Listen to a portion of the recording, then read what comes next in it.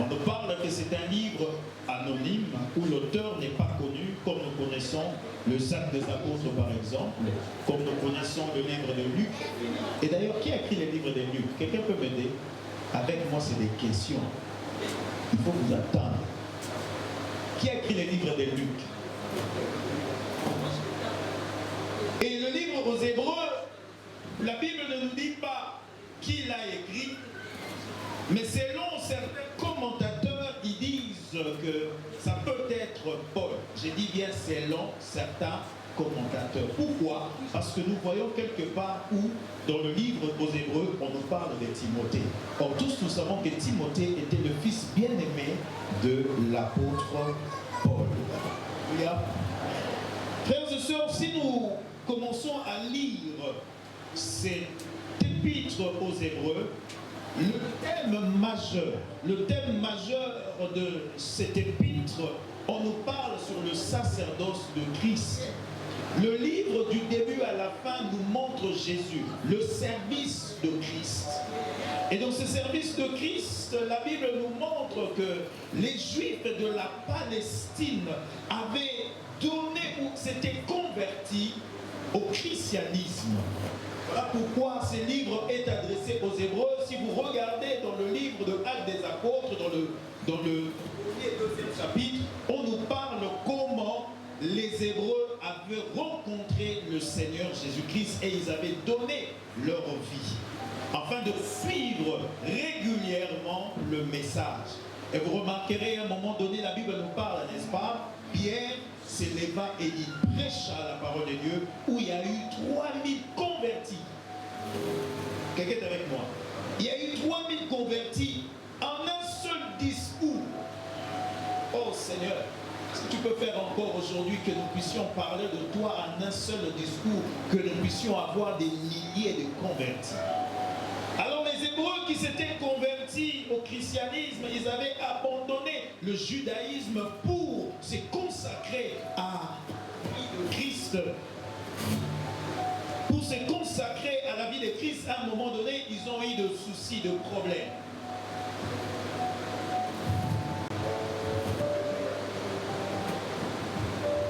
Alléluia.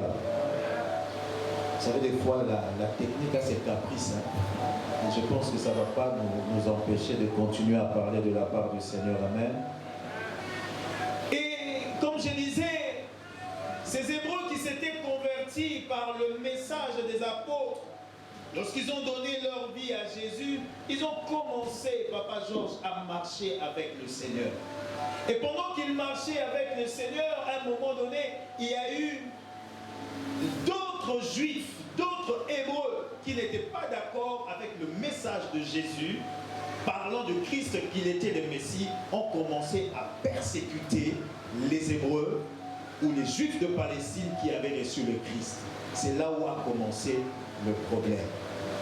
Et parmi ceux qui ont persécuté les Hébreux, il y avait aussi un dénommé Saul de Tarse, dont nous appelons l'apôtre Paul. Il était parmi ceux qui avaient martelé, brutalisé et même tué certains disciples, à l'exemple de Étienne. Alors bien aimé, lorsque ces Hébreux ont commencé à voir la persécution, qu'est-ce qui est arrivé? Ils se sont enfuis. Ils ont eu peur, ils se sont éparpillés et dispersés à cause de la situation de la persécution. Et c'est comme ça, bien aimé dans le Seigneur, que l'auteur a commencé à parler aux Hébreux en leur disant: si vous écoutez sa voix, dit le Saint-Esprit, n'endurcissez pas vos cœurs. Pourquoi? Parce que ces mêmes personnes qui s'étaient éloignées du judaïsme à cause de Christ, à un moment donné, ils ont commencé à remettre la parole de Dieu en question. Est-ce que je parle à quelqu'un? Et face à ces choses, bien aimées dans le Seigneur, ils sont devenus paresseux. Vous savez, lorsqu'il y a la persécution, même des fois la paresse commence à prendre la place. Alléluia. Et à ce moment-là, les Hébreux s'étaient découragés. Et la Bible dit qu'on a observé parmi eux certains qui avaient même régressé, reculé spirituellement.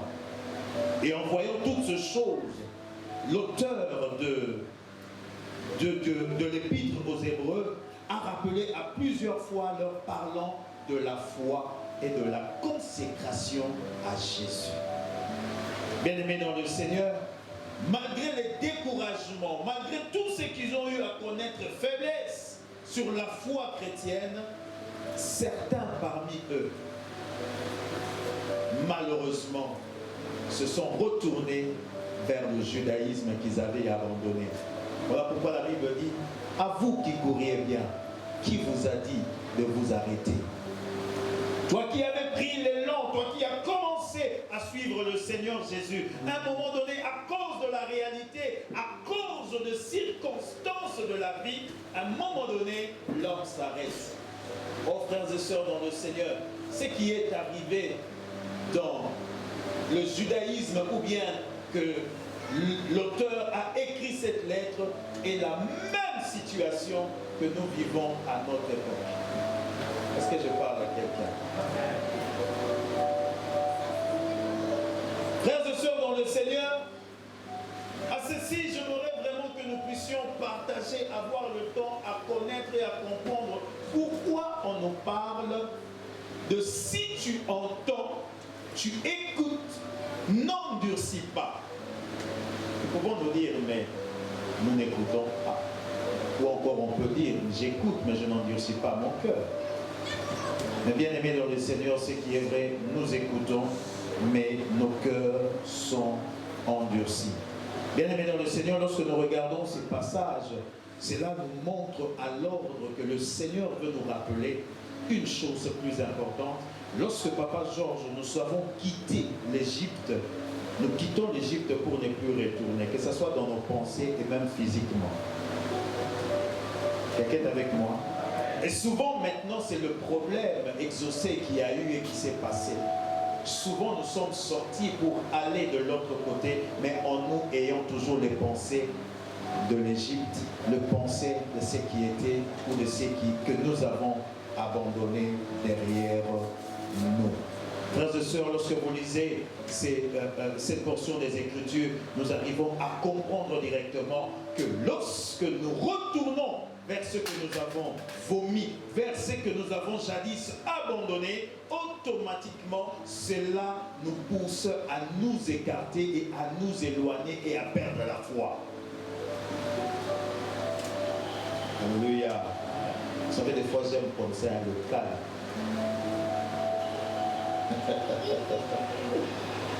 Alléluia. Bien-aimés dans le Seigneur, lorsque vous lisez cette lettre aux Hébreux, il y a quelque chose qui m'intéresse beaucoup. La lettre aux Hébreux montre que Jésus-Christ est supérieur à l'exil, au-dessus des prophètes, des anges, de tous.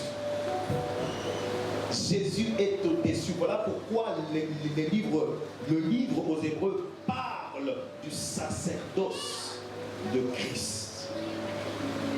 Bien-aimés, j'étais en train de méditer ce matin et je me suis retenu sur l'histoire de Gamaliel. Vous connaissez Gamaliel? Gamaliel, c'était un docteur de la loi. Et la Bible parle, pas de la Bible, mais selon les commentateurs, on parle que Gamaliel était le petit-fils de Hillel. Et Hillel était l'homme qui avait amené un courant du judaïsme en Israël. Il y avait deux principaux orientations. Et l'orientation de Gamaliel face à son grand-père avait pris la dominance à cause de sa façon de parler et à cause de sa façon de faire. Voilà pourquoi on parlait du judaïsme oral. Lorsque l'on parlait. Et si vous lisez les Écritures, à un moment donné, Gamaliel, lorsqu'on a arrêté les disciples qui avaient annoncé Jésus, Gamaliel a donné un conseil, Papa Thierry, et sur base du conseil qu'il avait donné, les disciples étaient relâchés. Alors Gamaliel était tellement considéré par rapport à son message, lorsque même Paul être lapidé, parce qu'on voulait les lapider. Et on l'a amené en dehors du temple. Qu'a fait Paul? Il a commencé à parler en disant que je suis disciple de Gamaliel. J'ai reçu l'enseignement de Gamaliel. Mais lorsque nous voyons dans les livres des Hébreux, la Bible veut nous montrer et nous dire, au-dessus de Christ, il n'y a personne. Peu importe l'éducation que tu peux recevoir, peu importe ce que tu as comme bagage intellectuel, mais dans le christianisme, celui qui est au-dessus de Jésus n'existe pas. Oh, voilà pourquoi j'aime un chant qui dit que tous les autres noms disparaissent. Oh, oh, oh, oh, que tous les autres noms disparaissent. Jusqu'à ce qu'il n'y ait que toi. Pourquoi? Parce qu'au-delà, au-dessus de Jésus, nous ne pouvons rencontrer personne. Et j'aime l'approche de cet auteur inconnu lorsqu'il parle de cette lettre aux Hébreux. Il veut leur faire voir, leur faire comprendre qu'il n'y a personne au-dessus de Jésus. Personne. Et c'est comme ça que Paul, lorsqu'il avait reçu cet enseignement de Gamaliel, il voulait faire comprendre à la foule, écoutez, j'ai cet enseignement prestigieux que je suivis, j'ai été là, j'ai persécuté même les apôtres, j'ai persécuté les disciples. Mais lorsque je fais la rencontre de cet homme de Jésus, il a bouleversé ma vie. Jésus a bouleversé ma vie. Moi qui étais un homme sans nom, il m'a donné un nom. Moi qui étais une femme qui n'avait pas de nom, il m'a donné, il a fait de moi une mère. Est-ce que je parle à quelqu'un? Toi qui n'avais pas de nom, toi qui n'étais pas considéré dans la société, mais à cause de Jésus, Jésus t'a élevé, il t'a donné un nom. Oh bien-aimé, j'aime le livre aux Hébreux. Il veut démontrer qu'au-delà de Jésus, il n'y a personne. Voilà pourquoi, bien-aimé, j'aime toujours dire, Jésus est tout pour moi. Il est ma consommation. Je respire Jésus, je pense à Jésus, je vis Jésus, je dors à Jésus. Et ma vie est faite pour Jésus. Alléluia. Ma vie pour moi. Moi, je parle de moi. Moi, ma vie, c'est Jésus. Papa Gabriel, ma vie, c'est Jésus. Je consomme Jésus, je respire Jésus, je pense à Jésus. Tout, c'est Jésus. Tout, c'est Jésus. Et notre bien-aimé, l'auteur de cette épître, a mené les Hébreux à leur dire, écoutez, lorsque vous entendez sa voix, lorsque vous l'écoutez, vous ne pouvez pas, bien aimé, je me pose la question, est-ce que nous avons été touchés par Jésus vraiment? Si l'homme a été touché, visité par Jésus, l'homme doit changer. Oh, j'aime David quand il dit, je le loue de tout mon cœur, de toute mon âme, voulais-je dire, s'il me manquait les mains, je le louerai avec mes pieds. Même si les pieds pouvaient me manquer, je le louerai avec ma voix, mon âme, même s'il me manquait mon âme. C'est que je le louerai là-haut. Je le louerai là-haut. Plus haut dans la gloire. Et de là, le Seigneur sera glorifié. Alors, bien aimés, si nous réalisons maintenant notre portion des Écritures, si vous lisez bien tout le livre aux Hébreux, ou cette lettre, vous remarquerez que l'auteur a parlé de ça à 3 reprises. À notre texte de base, Hébreux 3, le verset 7 et 8, il a encore parlé la même chose au verset 15 de ce même chapitre 3. Et dans le chapitre 4, le verset 7, il répète encore en disant, si vous écoutez sa voix, n'endurcissez pas de votre cœur. En d'autres termes, si cela a été répété plusieurs fois, donc je commence à voir, à comprendre que cette phrase a beaucoup plus d'importance que nous l'imaginons. Pourquoi est-ce que cet homme, cette personne, on ne sait même pas si c'est une femme, disons c'est même cette personne, nous ne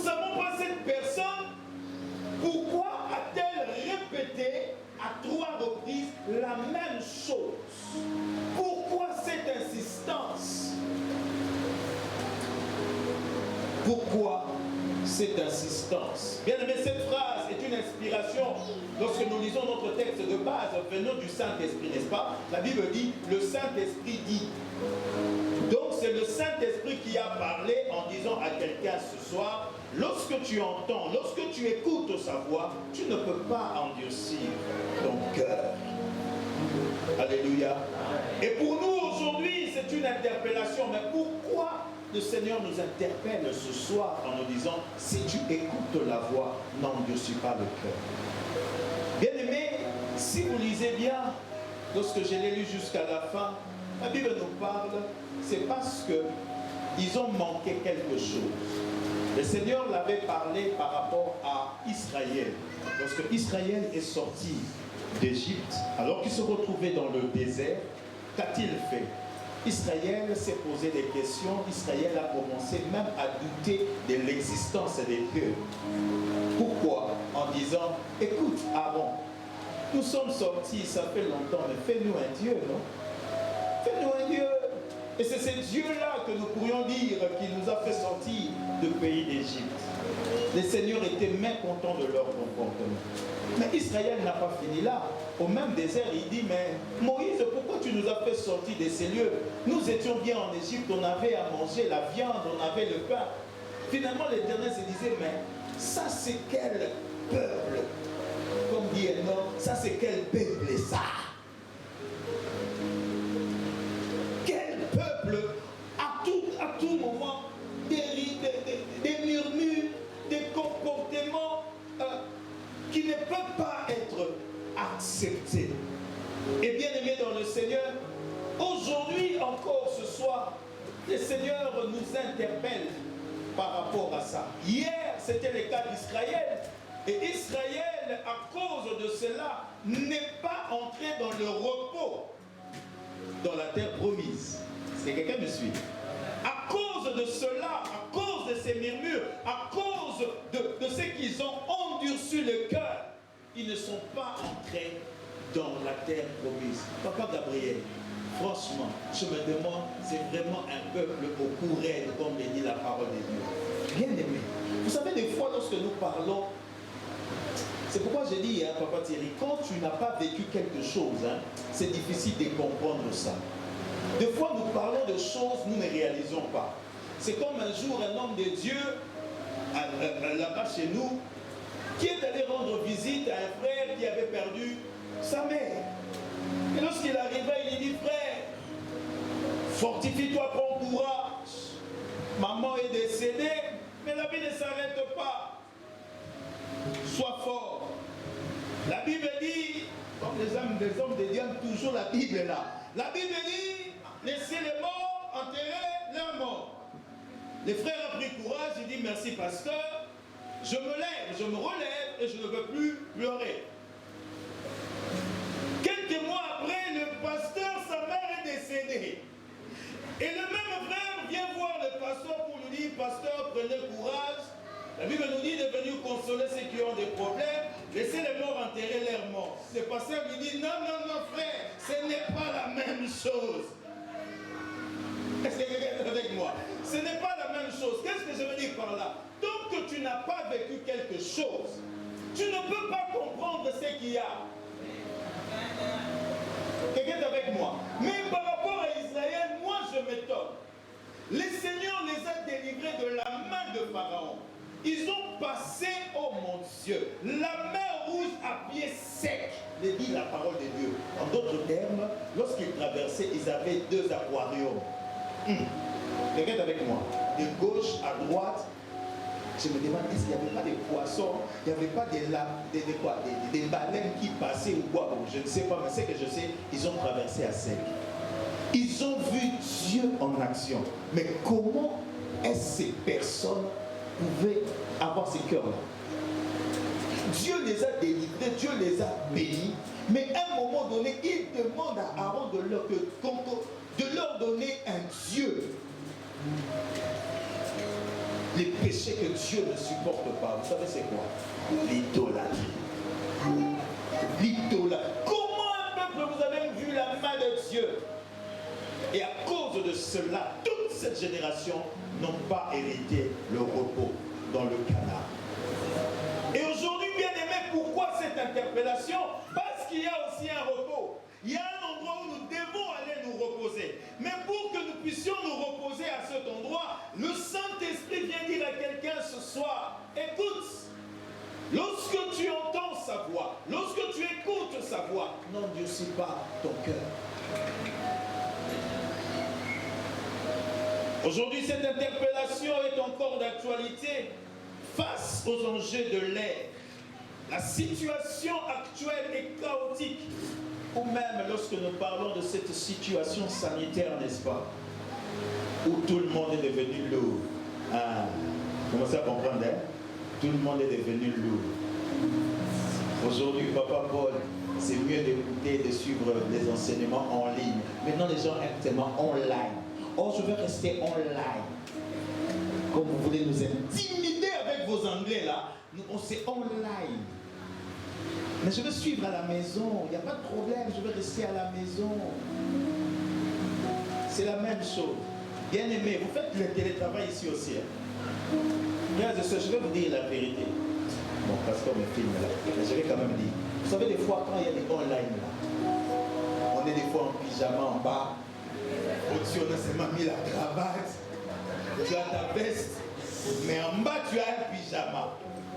Un short. Et à ce moment-là, fais attention de te lever parce qu'on va voir. Des online. Et moi, ça m'est même arrivé, je ne crois pas, genre online. J'ai dormi. J'ai mis, j'écoute. Et il disait qu'il est là. Mais je ne suis pas là. Ah, vous vous rappelez, maintenant vous vous voyez déjà dans ça. Tu mets online, mais tu n'es pas là. Tu dors. Tu dors. Regardez un peu comment les choses aujourd'hui se passent. Frères et sœurs, cette interpellation intervient pour nous secouer à revenir sur les bases et le fondement placé autrefois. Et pour nous ramener aussi certaines personnes à placer leur fondement solide afin d'entrer dans le repos céleste que Dieu a préparé pour son peuple. Bien-aimés dans le Seigneur, le monde va mal. Le monde a connu et connaît actuellement le chaos. Le chaos est là. Les choses ne marchent pas. Aujourd'hui, bien-aimés dans le Seigneur, les chrétiens remettent maintenant en question même la parole de Dieu. Il y a d'autres qui ont abandonné, comme ces Hébreux, qui avaient abandonné le Seigneur pour retourner à ce qu'ils avaient jadis abandonné. Regardez bien. Vous savez, nous sommes en train de vivre un flot qui frappe l'Europe actuellement. Je ne sais pas si c'est le cas ici aussi. Il y avait des jeunes qui s'étaient levés, Maman Milton, pour l'évangile, qui priaient, ils allaient dans la rue, dans des gares. Et Maman Monique, ils prêchaient l'évangile. Maintenant, tout ce monde commence à dire, on nous avait trompé sur Jésus. Ce n'est pas ça. Mon cœur peine parce que je connais beaucoup de ces jeunes qui s'étaient levés pour servir le Seigneur. Mais lorsque la Covid est arrivée, bien aimés dans le Seigneur, ils ont... Donc la foi qu'ils avaient en eux s'est étouffée. Au point où aujourd'hui, bien aimé, le christianisme est devenu quelque chose de normal pour les âmes. C'est-à-dire une vie où tout est permis. Vous savez, la Bible dit, n'est-ce pas, tout m'est permis, mais pas tout n'est pas utile. Mais maintenant, avec l'évangile d'aujourd'hui, le christianisme d'aujourd'hui, tout est utile et tout est permis. Les gens acceptent maintenant de tout, de faire tout. Et même que je commence à dire, le mal est le pire, le piège où nous sommes tous tombés. Aujourd'hui même, on commence à nous faire parler d'autres états civils, comme la cohabitation légale. Ici, vous appelez ça quoi? Et ils connaissent. Conjoint des faits. État civil, hein? Moi je n'ai jamais connu ça, j'ai jamais compris ça. Mais actuellement, oui, conjoint des faits. Aujourd'hui, on ne nous parle plus que de mariés ou célibataires, divorcés ou veuves. On nous parle aussi de conjoint des faits.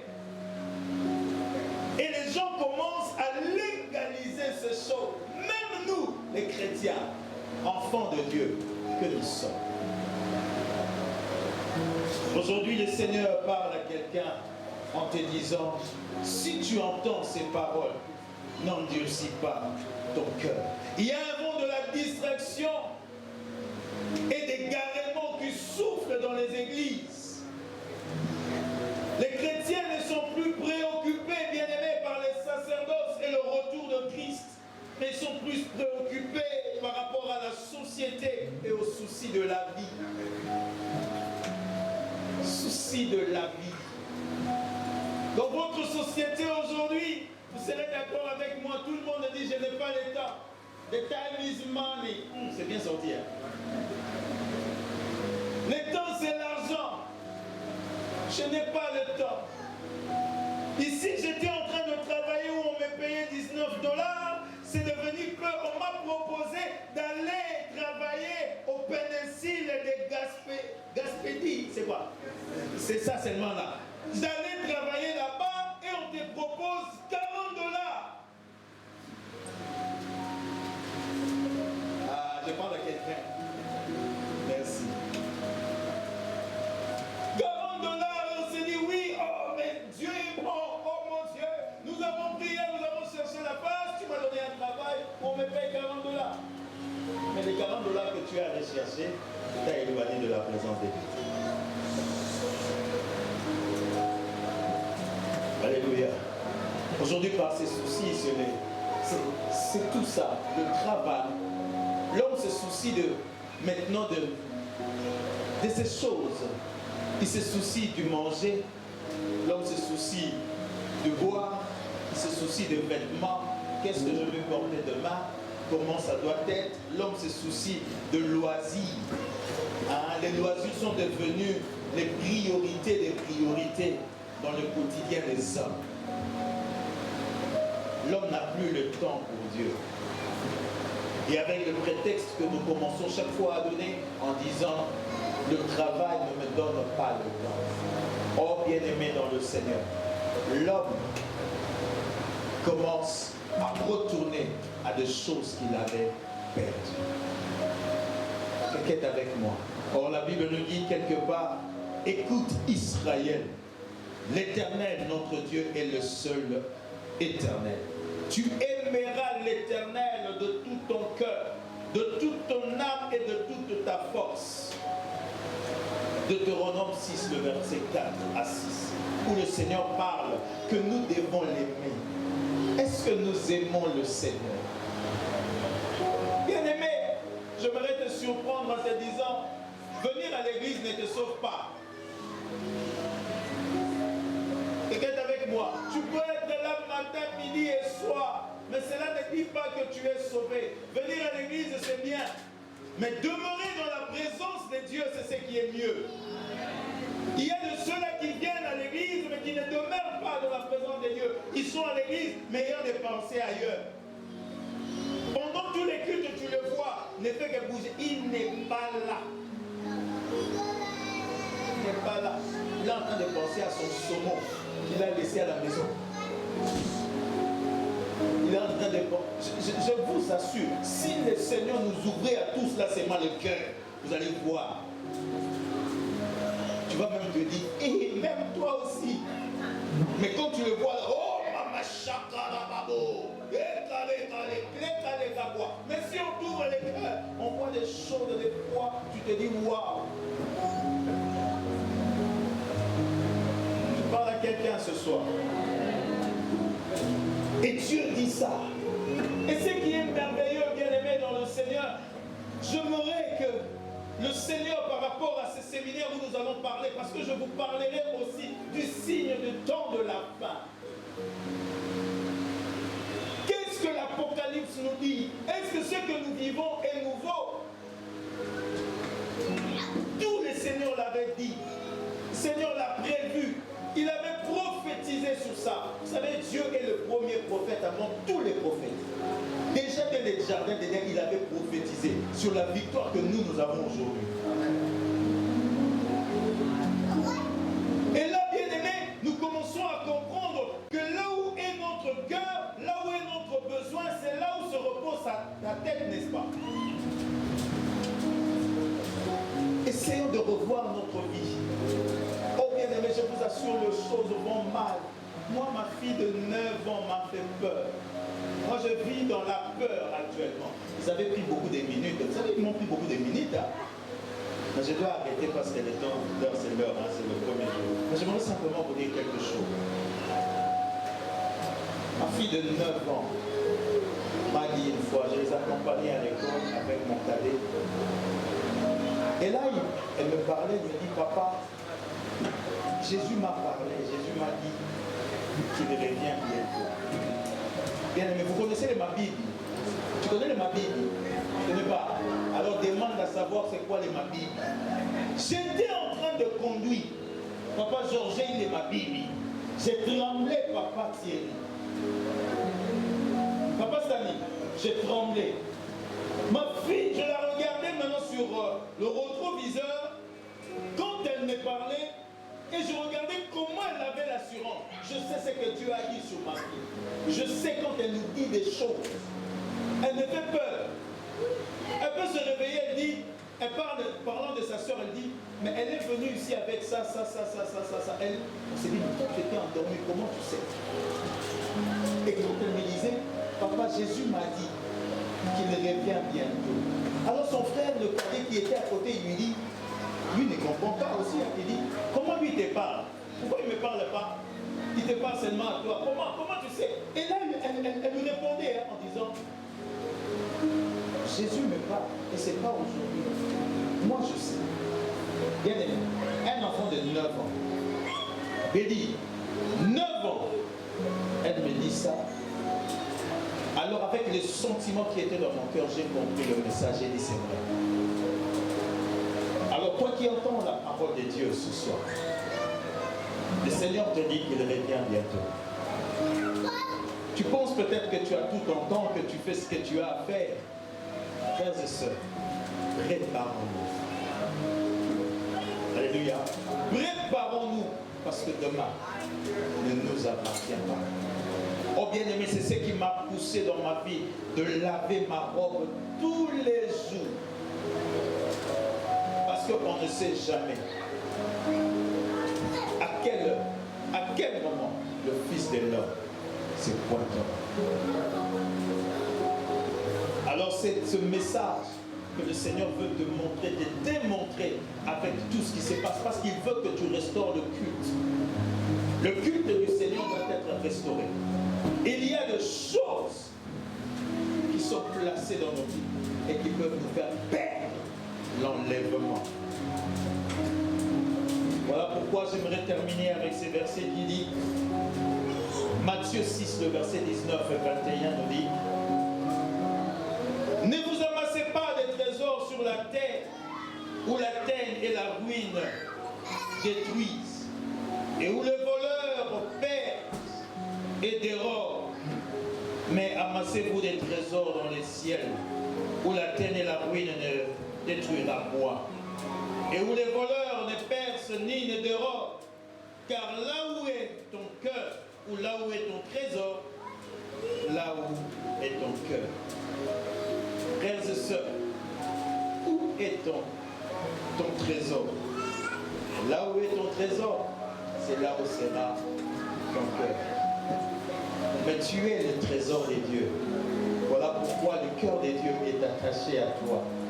Et il vient encore te révéler, te parler encore ce soir en te disant, viens, approche-toi. À qui nous allons prier.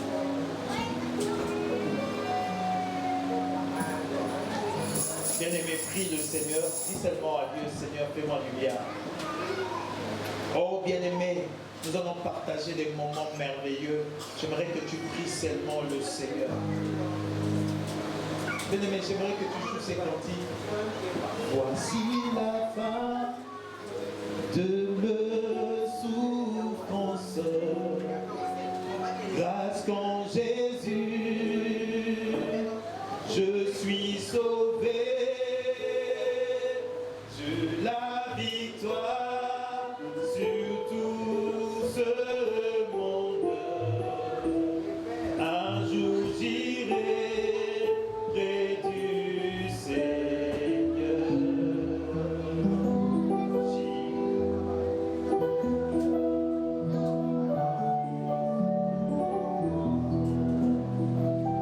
Grâce qu'en Jésus, je suis sauvé.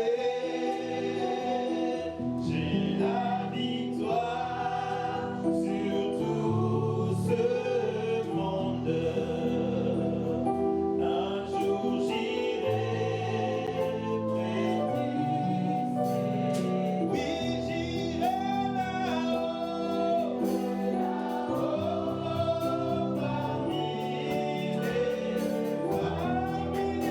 anges.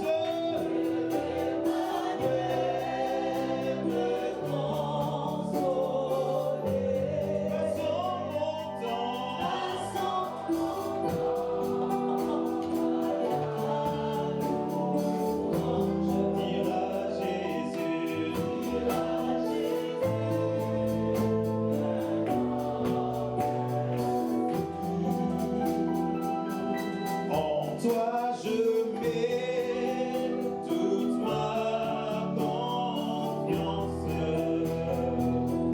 Jésus mon ami, mon soutien. Environné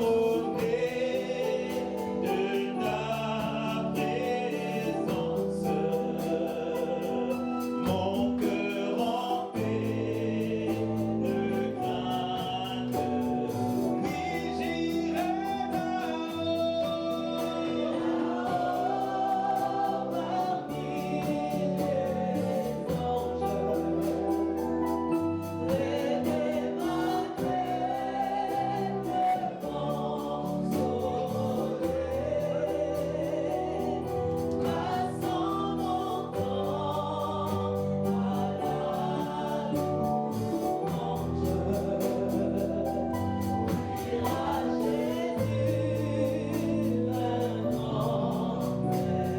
Alléluia.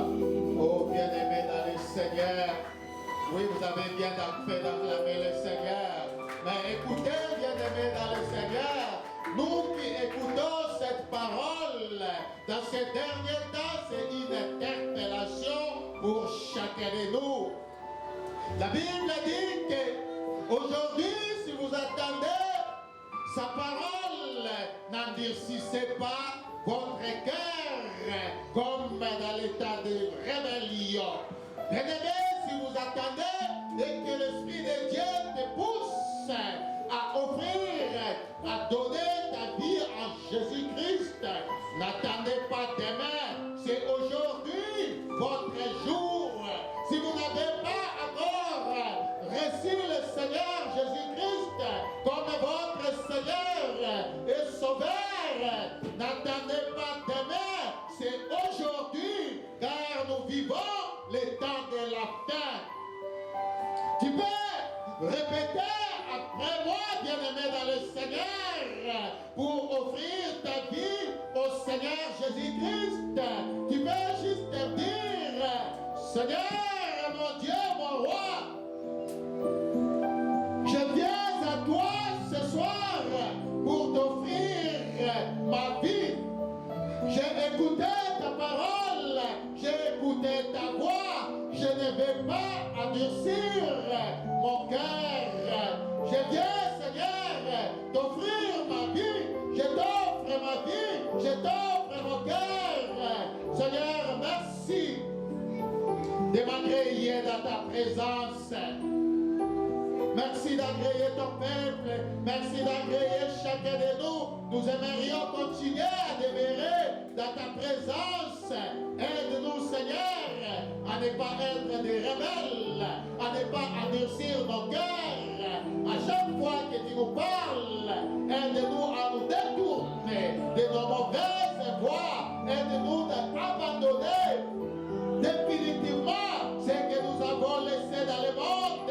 Et donne-nous, Seigneur, à commencer une nouvelle vie avec toi.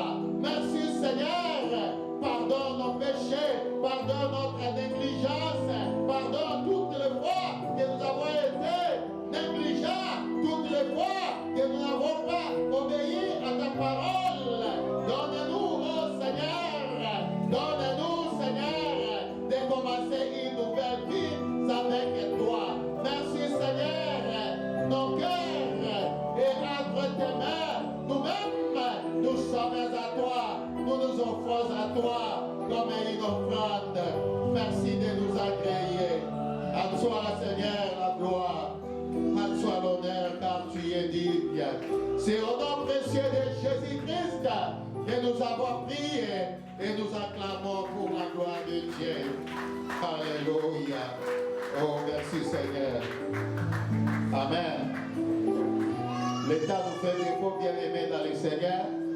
Nous allons juste, alors que nous allons donner nos offrandes, si vous avez apprêté quelque chose pour la gloire de Dieu, veuillez le tenir. Amen. Nous allons prier pour donner ces offrandes et nous allons rapidement découvrir nos communiqués et annonces. Alléluia. Éternel, notre Dieu, nous te présentons ces offrandes, ces dîmes, ces libéralités. Merci car c'est toi qui nous as donné, c'est toi qui nous donne la force de nous lever le matin pour aller travailler. Nous te remettons, nous te confions, nous amenons dans ta présence cet échantillon. Merci de les agréer et merci de bénir toutes tes mains, de bénir l'œuvre de chacun de nous, le travail, et donne-nous toujours avoir de la provision pour l'avancement de ton œuvre. À toi la gloire et l'honneur, au nom précieux de Jésus-Christ. Ainsi nous avons prié et nous disons Amen. Le panier peut circuler. Juste le temps, bien aimé dans le Seigneur, de rappeler que notre séminaire continue encore demain. Demain, nous sommes là de 19h à 20h30 comme aujourd'hui. Vous faites bien. Vous qui, malgré la fatigue de la journée, la plupart d'entre vous viennent soit directement du travail, certains étaient à l'école, mais vous avez choisi d'honorer le Seigneur. Vous faites bien. Et je vous assure que votre récompense sera grande. Alléluia. Notre Dieu est fidèle. J'aimerais encourager chacun de nous d'être encore là demain à temps. Ne venez pas seul, bien-aimés dans le Seigneur. Peut-être vous avez reçu la grâce de recevoir Jésus-Christ, mais nos entourages, nos connaissances, nos collègues de travail, de l'école, qui ne l'ont pas encore reçu, ont besoin de salut. Alléluia. Venez avec quelqu'un, 2, 3 personnes, ça sera une bonne chose.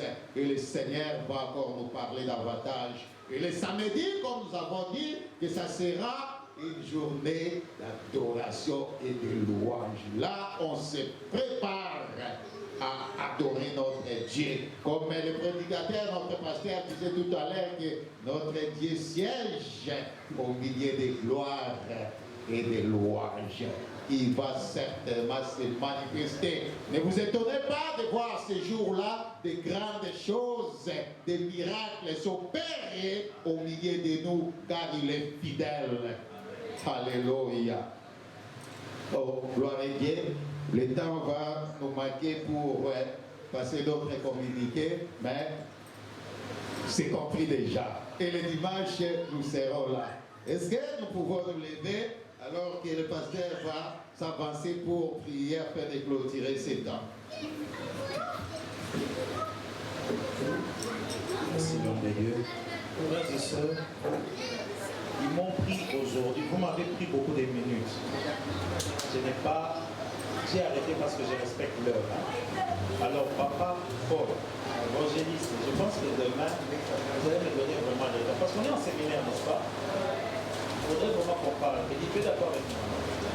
Alors, Alexis, comme aujourd'hui, vous m'avez pris le temps, demain, laissez-moi le temps de prêcher la parole de Dieu. Soyons là à l'heure pour que nous débutons. En tout cas, que je prenne la parole au moment qu'il faut. Je prêche le temps vraiment qu'il faut pour que nous puissions garder ce que le Seigneur a voulu nous donner. Amen. Nous levons seulement nos mains. Oui. J'aimerais, avant que le pasteur puisse prier pour clôturer, nous aimerions vous accueillir, vous qui êtes là, présents pour la première fois au milieu de nous, vous qui avez choisi de venir honorer le Seigneur avec nous, là où vous êtes, juste avec nous, signe de la main et nous Alléluia, gloire à Dieu, ton Père, clamé pour la gloire de Dieu. Tu es le bienvenu dans la présence du Seigneur. Nous t'accueillons, nous qui t'accueillons ce soir. Nous sommes le centre évangélique Parole de vie. Nous croyons Seigneur Jésus-Christ comme le seul et l'unique sauveur de l'humanité. Si vous nous voyez danser, dansez avec nous, soyez à l'aise. C'est la maison de votre Père. Et la place que vous occupez aujourd'hui est la vôtre. Venez toujours, nous allons faire marche ensemble jusqu'à la présence de notre Dieu. Soyez bénis. Gloire à Dieu. J'aimerais simplement que tu élèves tes mains en signe de reconnaissance à notre Dieu, en signe de réception, en signe de lui dire, Seigneur, seul je ne peux pas, j'ai besoin de toi. Père Céleste, Dieu de grâce, Dieu de bonté, je tiens à te bénir en ce moment pour l'opportunité, la grâce que tu nous as accordée. À nous qui écoutons ta parole, tu veux que nous puissions nous conformer à cela. Cette parole est sortie aujourd'hui. Je crois de tout mon cœur, éternel Yahweh, que tu déposes cette parole dans le cœur de chacun et que cette parole va produire des fruits dignes de la repentance. Alors que nous voulons nous séparer, Père Céleste, nous te prions de nous accompagner juste dans nos demeures. Que tu sois avec nous. La Bible déclare, tu es le Dieu de notre départ et tu es le même le Dieu de notre arrivée. Peuple des dieux, allez en paix. Que le bonheur et la grâce vous accompagnent aujourd'hui jusqu'à la fin de temps. Vous êtes bénis, vous qui avez le Christ comme Seigneur et Sauveur, vous êtes bénis parce que vous êtes des héritiers de Dieu. Au nom de Jésus, ce qui pouvait vous ennuyer, que l'Éternel puisse les ôter, les enlever tout au long de votre chemin. Au nom de Jésus-Christ, nous avons ainsi prié.